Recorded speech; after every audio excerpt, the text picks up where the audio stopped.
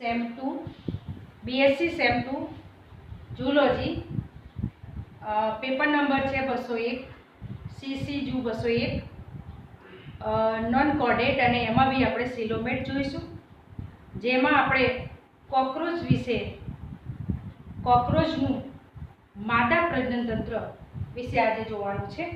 તો આજે હું લઉં છું વંદાનું અને એ પણ માદા વંદાનું પ્રજનન તંત્ર। હવે માદા વંદાનું પ્રજનન તંત્ર લઈએ એ પહેલા તમને ખ્યાલ હોવો જોઈએ કે નર વંદો અલગ છે અને માદા વંદો અલગ છે। તો વંદો એ કેવું પ્રાણી છે? એકલિંગી પ્રાણી છે કે ઉભયલિંગી પ્રાણી છે, એટલે કે દ્વિલિંગી છે? તો નર વંદાનું માદા વંદાનું પ્રજનન તંત્ર અલગ અલગ છે, એટલા માટે ખ્યાલ આવી ગયો હશે કે વંદો એકલિંગી પ્રાણી છે। બીજું તમને પ્રજનનની ખબર પડવી જોઈએ કે પ્રજનનની ક્રિયા એટલે શું। તો પ્રજનન એટલે કે એક સજીવ એના જીવનકાળ દરમિયાન પુખ્ત વયે બીજો સજીવ ઉત્પન્ન કરી જીવ સાતત્ય જાળવી રાખે, આ ક્રિયાને કહેવાય પ્રજનન ક્રિયા। હવે પ્રજનનની ક્રિયાની અંદર કયા અંગો, એટલે કે માદા વંદાનું જે પ્રજનન તંત્ર બન્યું છે એ પ્રજનન તંત્રમાં કયા અંગોનો સમાવેશ થાય છે? તો સૌથી પહેલા આપણે પ્રજનન અંગો લઈશું, માદા વંદાના પ્રજનન અંગો। તો પ્રજનન અંગોમાં આપણને કોમન વસ્તુ છે કે ખ્યાલ હોય કે નર હોય તો શુક્રપિંડ હોય અને માદા હોય તો અંડપિંડ હોય। તો આપણે લઈશું અંડપિંડ। ત્યાર પછી અંડપિંડમાંથી અંડકોષ ઉત્પન્ન થાય એનું વહન કરવા માટે શું આવશે? અંડવાહિની।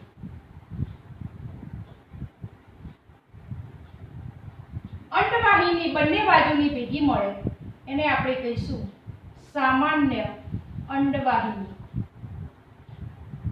સામાન્ય અંડવાહિની અથવા તો એને આપણે કહીશું યોનિમા।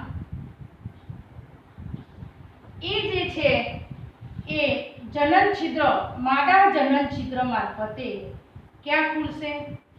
જનન કોથળીમાં। જનન કોથળીની ઉપરની બાજુએ યોનિ માર્ગની અંદર આવેલા છે શુક્ર સંગ્રહાશય, શુક્ર સંગ્રહાશય। અને ત્યાર પછી જનન કોથળીની આજુબાજુ આવેલી છે ગુંદર ગ્રંથિ, અને બીજું આવેલા છે જનન કોથળીમાં માદા જનન દ્રઢક। તો આટલા માદા વંદાના પ્રજનન અંગો ભેગા મળી અને પ્રજનનની ક્રિયા કરે છે અને આખું એક માદાનું પ્રજનન તંત્ર બનાવે છે, માદા વંદાનું।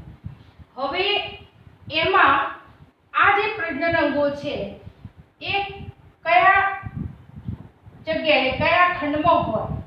તો આપણે સ્થાન જોઈશું, આ બધાનું સ્થાન જોઈશું આપણે તો ઉદર પ્રદેશ,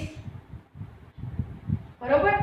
અને ઉદર પ્રદેશમાં 4 થી નીચેના 10 ખંડો, કારણ કે ઉદર કેટલા ખંડનું બનેલું હોય? 10 ખંડનું બનેલું હોય, એટલે એક એનું એ સ્થાન જોઈશું। હવે આ જે બધા અંગો છે એ બધા અંગોને આપણે આકૃતિ દોરી અને એમાં સમાવેશ કરવાનો છે। તો પહેલા આપણે વંદાનું, માદા વંદાનું ઉદર દોરી દઈશું।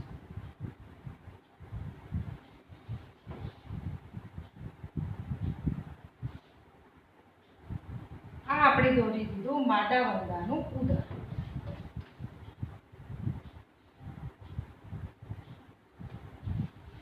ઓકે, ચલો હવે આપણે આ ખંડ દોરીશું ઉદર પર। આ છે આખો ઉદર પ્રદેશ છે।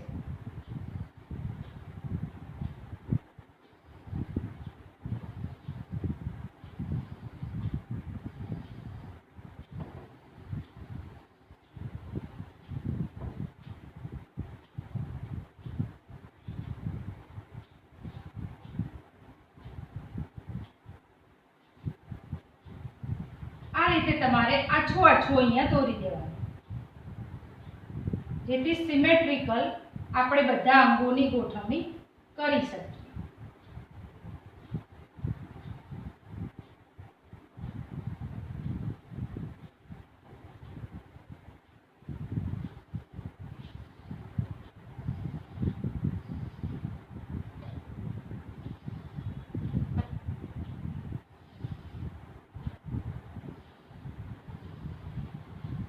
આ છે 10. હવે એને આપણે લખીશું, અહીંયા ખંડ દોરીશું. આ ત્રીજો, ઉત્તર પ્રદેશનો ચોથો, પાંચમો, 6, 7, 8, 9 અને 10. આ ખંડ આપણે દોરી દીધા. હવે સૌથી પહેલા આપણે લઈશું અંડપિંડ. તો અંડપિંડનું સ્થાન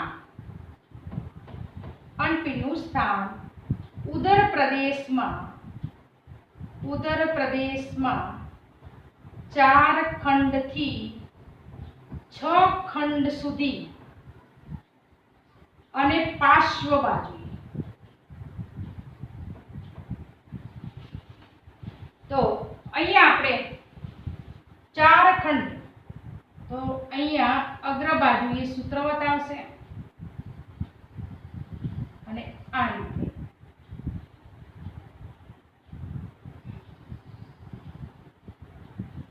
આ દોરી દીધું અંડપિંડ. એ રીતે આ બાજુ પણ આપણે દોરી દઈશું અંડપિંડ.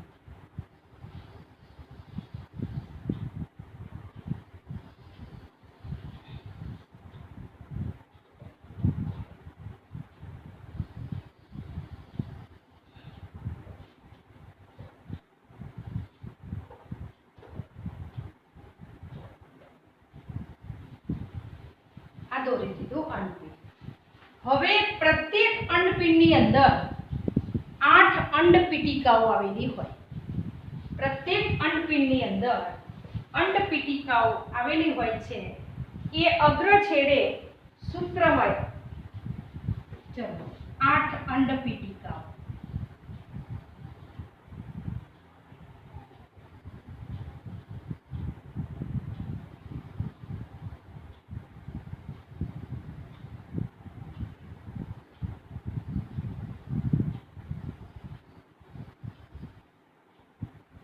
આ છે અંડપીટિકા.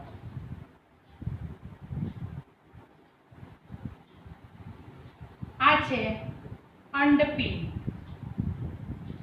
એ જ રીતે આ બાજુ પણ આપણે દોરી દઈશું.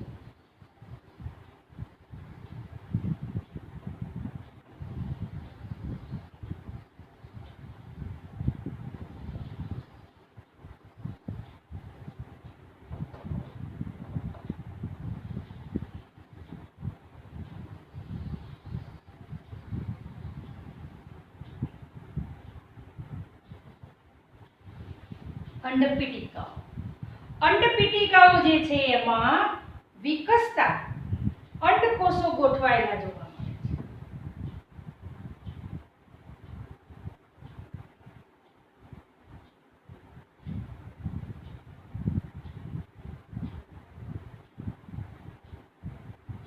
આ વિકાસની અવસ્થામાં અંડકોષો આવેલા છે.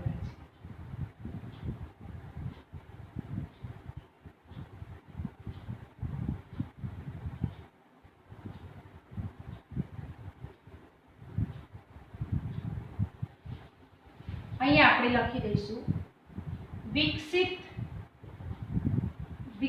વિકસિત અવસ્થામાં, વિકાસશીલ અવસ્થામાં. વિકાસ ચાલુ છે એટલે વિકાસશીલ અવસ્થામાં અંડકોષો. ઓકે, તો આ રીતે આપણે બંને બાજુએ અંડપિંડની અંદર આપણે આ વિકાસશીલ અવસ્થામાં, ક્રમિક વિકાસશીલ અવસ્થામાં અંડકોષો દોરી. એ જ રીતે આપણે આ બીજી બાજુ પણ અંડપીટિકાઓમાં અંડકોષો દોરી.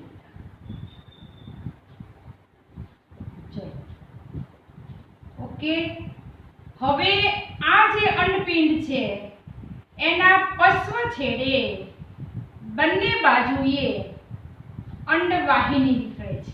આ જે છે બંને બાજુએ, આને કહીશું અંડવાહિની। આ છે અંડવાહિની। તો અંડવાહિનીનું સ્થાન આપણે નક્કી કરીશું, અંડપિંડના પશ્વ છે। સંખ્યા નક્કી કરીશું 1 જો કેવી હોય છે, નલિકાકાર હોય છે। બંને સામાન્ય અંડવાહિની અહીંયા ભેગી મળે છે। હવે એ બંને બાજુની જે સામાન્ય અંડવાહિની છે એ ભેગી મળી અને શું બનાવે છે, તો આપણે અહીંયા લખ્યું છે સામાન્ય અંડવાહિની એ શું બનાવે છે, ભેગી મળી અને જેને આપણે બીજા અર્થમાં કહ્યું છે યોનિમાં। આ યોનિમાં આ બે અંડવાહિની ભેગી થઈ છે અને આ જે બન્યું છે એને આપણે કહીશું સામાન્ય અંડવાહિની અથવા તો આપણે કહીશું યોનિમાર્ગ। ઓકે, હવે આ જે યોનિમાર્ગ છે એટલે અહીંયા આપણે 8મા અધોકવચમાં આવી ગયા। ક્યાં આવી ગયા આપણે? 8મું અધોકવચ।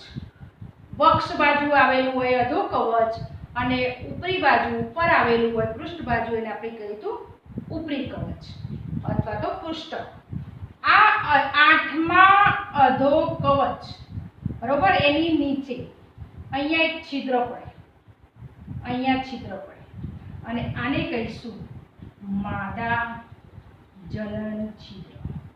અને આ જે છિદ્ર છે એ જનન કોથળીની અંદર ખુલે છે।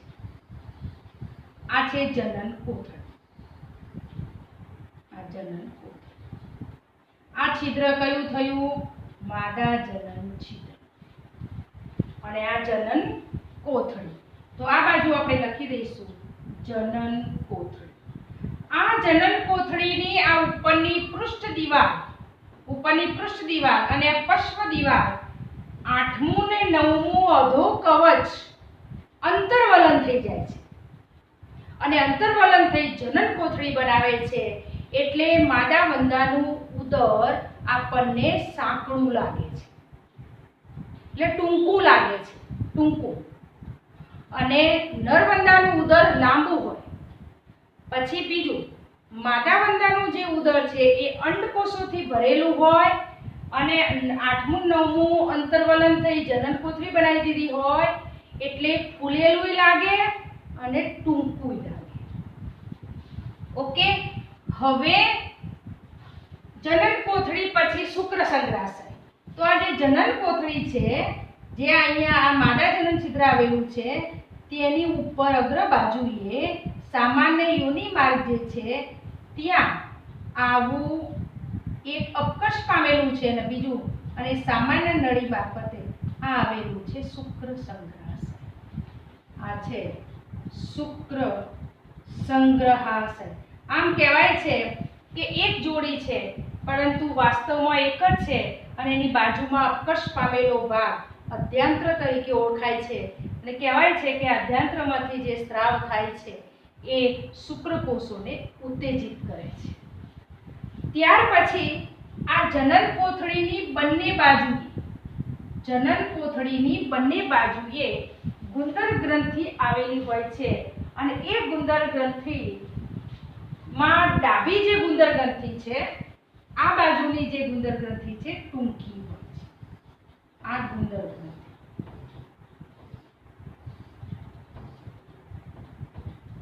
આવી શાખામાં, હવે આ ગુંદર ગ્રંથિની જે શાખા છે એ આ બાજુની ગુંદર ગ્રંથિની શાખા, એ જ રીતે આ બાજુની ગુંદર ગ્રંથિની શાખા, આ કોમન નળી બનશે।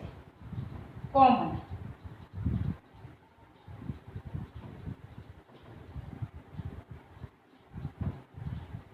એક સામાન્ય નળી મારફતે જનન કોથળીમાં ખુલે એટલે અહીંયા પણ એ રીતે ગુંદર ગ્રંથિ આવેલી છે।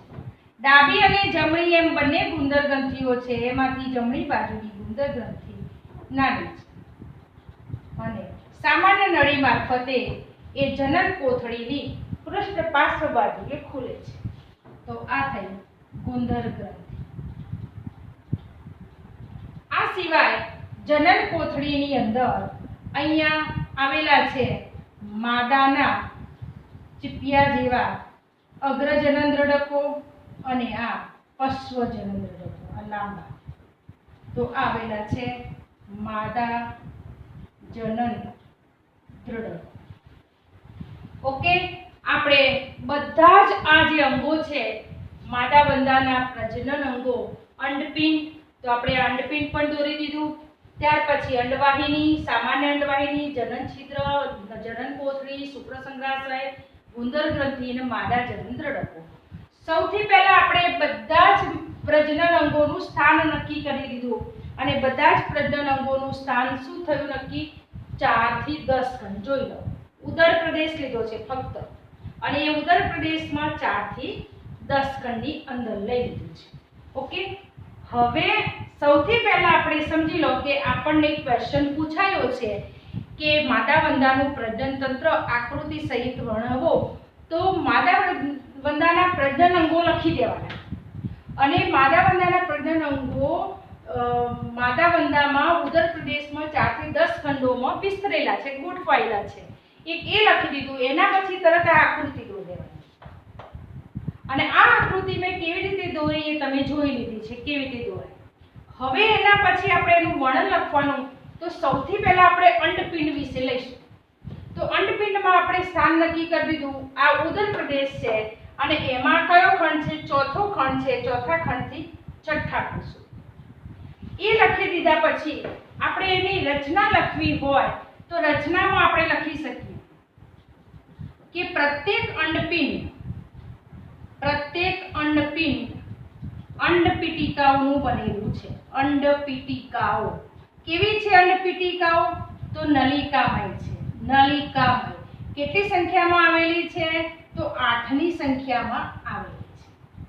ઓકે, હજુ પણ તમારે લખવું હોય રચનાની અંદર તો લખી શકો કે અંડપિંડ અગ્રછેડે કેવું છે? અહીંયા અગ્રછેડે સૂત્રમય છે અને નીચે કેવું છે? પહોળું છે.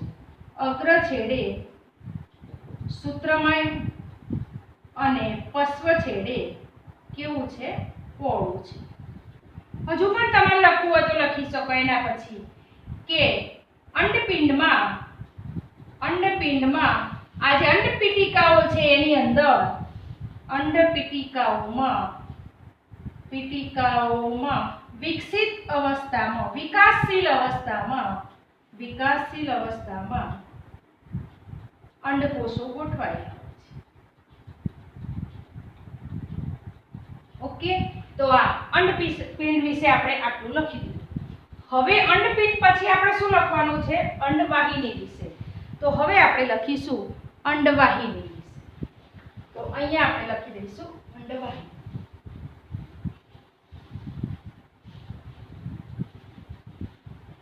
ચલો, અંડવાહિનીમાં આપણે શું લખીશું? તો અંડવાહિની એ ક્યાં આવેલી હોય છે? અંડપિંડની પશ્વ બાજુ. તો આપણે અહીંયા લખીશું અંડવાહિની. અંડવાહિની આવેલી છે અંડપિંડની પશ્વ બાજુ. ત્યાર પછી આપણે સંખ્યા લખીશું. પહેલું આપણે લખી દઈશું સ્થાન. તો અંડપિંડના પશ્વ છે. ચલો, ત્યાર પછી આપણે સંખ્યા લખીશું. સંખ્યા 1 જો. ત્યાર પછી આપણે રચના લખીશું. રચના તો ટૂંકી નલિકામય. ઓકે, અને ત્યાર પછી આપણે કાર્ય લખીશું. તો અંડકોષોનું વહન કરવું.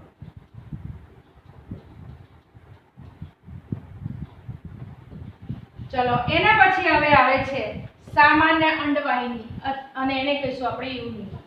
તો અહીંયા લખીશું આપણે સામાન્ય અંડવાહિની અથવા યોનિમા. ચલો, હવે આકૃતિ ઉપરથી આપણે નક્કી કરીશું. બંને બાજુની અંડવાહિનીઓ ભેગી મળે છે અને શું બનાવે છે? સામાન્ય અંડવાહિની અથવા તો યોનિમા. તો બંને બાજુની અંડવાહિનીઓ ભેગી મળી સામાન્ય અંડવાહિની બનાવે છે.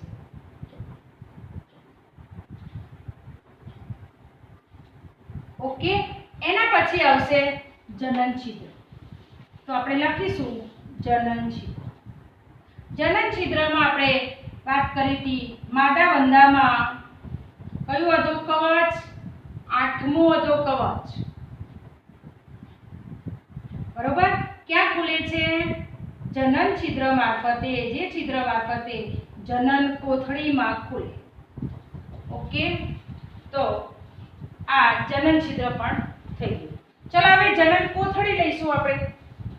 તો જનન કોથળી જે લઈશું આપણે એની અંદર જનન કોથળી ક્યાં આવેલી છે? તો ઉદર પ્રદેશમાં આવેલી છે અને એની પૃષ્ઠ અને પશ્વ દિવાલ. પૃષ્ઠ એટલે જનન કોથળી. ખાસ આપણે જે મુદ્દા લખવાના છે એ જ આપણે લઈશું કે આ આખી જે જનન કોથળી છે એની આ ઉપરની પૃષ્ઠ દિવાલ છે અને નીચેની જે પશ્વ દિવાલ છે એ બંને ઉપરની જે દિવાલ છે 8મું અધોકવચ અને નીચેની દિવાલ છે 9મું અધોકવચ એના અંતર્વલનથી બને છે. અહીંયા લખી દઈશું કે જનન કોથળીની પૃષ્ઠ અને પશ્વ દિવાલ 8મું અધોકવચ અને 9મું અધોકવચ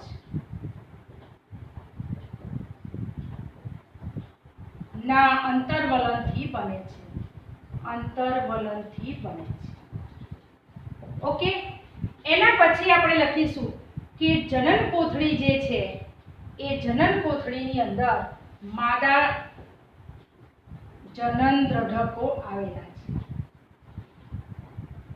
ઓકે, એના પછી આવે છે શુક્ર સંગ્રહાશય. તો શુક્ર સંગ્રહાશયનું પહેલા આપણે લખીશું સ્થાન. ચલો સ્થાન નક્કી કરીશું આપણે. જનન કોથળીની અગ્ર બાજુએ સામાન્ય અંડવાહિનીમાં અથવા યોનિમાં. જનન કોથળીની અગ્ર બાજુએ આવેલ યોનિ માર્ગમાં. ચલો હવે એની સંખ્યા લખીશું આપણે. તો સંખ્યા થશે 1 જોડ. બરોબર. હવે રચના તો એક સુવિકસિત છે, બરોબર, અને બીજું અપકર્ષ પામેલું છે, જેને વૈજ્ઞાનિકો અધ્યાંત્ર કહે છે. અને આ અધ્યાંત્રમાંથી જે સ્ત્રાવ થાય એ શુક્રકોષોને ઉત્તેજિત કરે છે. ઓકે, ચલો હવે પછી આવે છે ગુંદર ગ્રંથિ. તો ગુંદર ગ્રંથિમાં આપણે લખીશું કે ગુંદર ગ્રંથિ જનન કોથળીની પૃષ્ઠ બાજુએ આવેલી છે. ગુંદર ગ્રંથિ જનન કોથળીની પૃષ્ઠ બાજુ. એટલે પહેલા અહીંયા લખી દઈશું ગુંદર ગ્રંથિ. ઓકે, ચલો પહેલું આપણે લખીશું સ્થાન જનન કોથળીની પૃષ્ઠ બાજુએ. આ ઉપરની બાજુ પૃષ્ઠ બાજુ છે અને એક સામાન્ય આ બાજુની જે છે તે અને આ બાજુની છે, બંને બાજુની જે ગુંદર ગ્રંથિઓ છે એ ભેગી થાય અને સામાન્ય ગુંદર નળી મારફતે જનન કોથળીની પૃષ્ઠ બાજુએ ખુલે છે. એટલે આપણે સ્થાન લખી દઈશું જનન કોથળીની પૃષ્ઠ બાજુએ એક સામાન્ય નળી મારફતે ખુલે છે. સંખ્યા 1 જોડ, ડાબી અને જમણી. હવે રંગ કેવો હોય છે? ડિસેક્શન કરીએ તો ખબર પડે કે આનો રંગ કેવો હોય છે? સફેદ હોય છે. હવે એની રચના આપણે જોઈશું. તો ડાબી ગુંદર ગ્રંથિ કરતા જમણી ગુંદર ગ્રંથિ નાની હોય છે. અને આ જે ગુંદર ગ્રંથિનો સ્ત્રાવ થાય છે એ ગુંદર ગ્રંથિનો સ્ત્રાવ એ અણગર બનાવવામાં મદદરૂપ થાય છે. ત્યાર પછી માદા જનન દ્રઢકો આવે છે એ નેક્સ્ટ લેક્ચરમાં આપણે જોઈશું. તો અહીંયા આ જે છે માદા વંદાનું પ્રજનનતંત્ર એ આપણે પૂરું કરીએ છીએ. આમાંથી કયા પ્રશ્નો પૂછી શકાય છે? તો એક આ પ્રશ્ન પૂછી શકાય છે, ગુંદર ગ્રંથિનું સ્થાન જણાવો અને કાર્ય જણાવો. તો માદા વંદામાં ઉદર પ્રદેશમાં આવેલું હોય છે અને એમાં સ્ત્રાવ જે થાય અંડગર્ભના નિર્માણમાં મદદરૂપ થાય છે. ત્યાર પછી આની અંદર અંડપીટિકાઓની સંખ્યા પૂછાય કે અંડપિંડની અંદર અંડપીટિકાઓની સંખ્યા કેટલી હોય છે. ત્યાર પછી એ પ્રશ્ન પૂછાય છે કે માદા વંદાની અંદર અંડપિંડની સંખ્યા જણાવો, સ્થાન જણાવો અને કાર્ય જણાવો. અને ત્યાર પછી જનન કોથળી વિશે પ્રશ્ન પૂછાય કે માદા વંદાની અંદર જનન કોથળી કેવી રીતે બને છે, કયા અધોકવચના અંતર્વલનથી બને છે, તો 8મા અને 9મા. ત્યાર પછીનો એક પ્રશ્ન પૂછી શકાય કે માદા જનન છિદ્રનું સ્થાન જણાવો. તો 8મા અધોકવચ માંથી 8મા અધોકવચની નીચે જ્યાં જનન કોથળી ખુલતી હોય ત્યાં આવેલું હોય છે. અહીંયા આપણે માદા વંદાનું પ્રજનનતંત્ર પૂરું કરીએ છીએ.